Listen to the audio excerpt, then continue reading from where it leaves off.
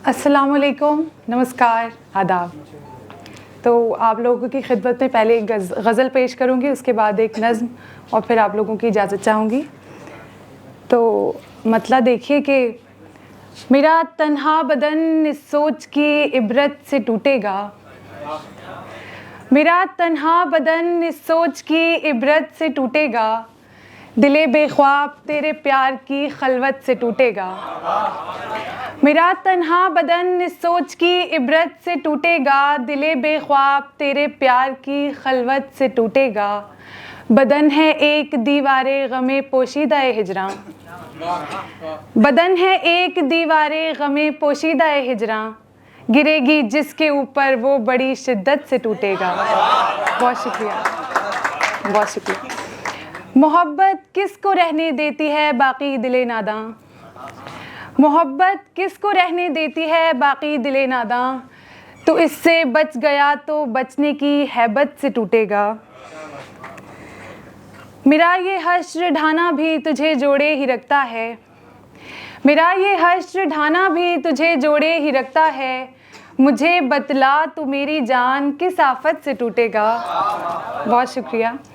हमारे गांव के लोगों में उल्फत है मगर फिर भी, हमारे गांव के लोगों में उल्फत है मगर फिर भी, हमारा गांव एक दिन धर्म की निस्बत से टूटेगा। बहुत शुक्रिया। हमारे गांव के लोगों में उल्फत है मगर फिर भी, हमारा गांव एक दिन धर्म की निस्बत से टूटेगा। इसके बाद मैं आप लोगों को नज़्म सुनाना चाहूँगी और नज़्म का उन्वान है रिहाई।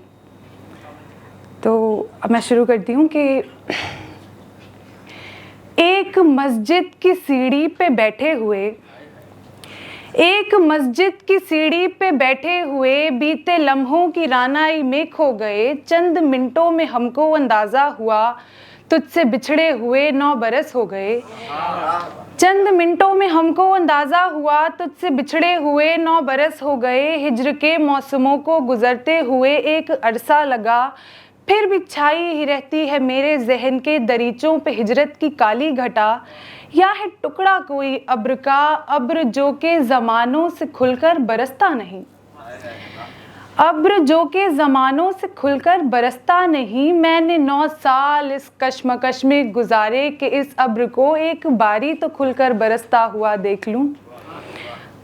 हाथ से एक शफ़ाफ कागज़ से निर्मित धुआं देने वाली सलाई को अपने लबों तक ले जाना ये मेरी ज़रूरत नहीं है मगर एक आदत तो है।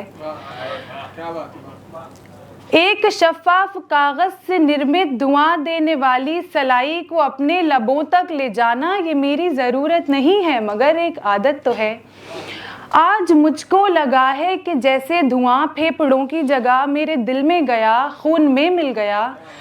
आज मुझको लगा है कि जैसे धुआं फेफड़ों की जगह मेरे दिल में गया, खून में मिल गया। अब्र का वो जो टुकड़ा था ना, उसमें शक्लें सी बनने लगी, फिर अचानक वो बारिश किसी शक्ल में आ गया और बरसने लगा।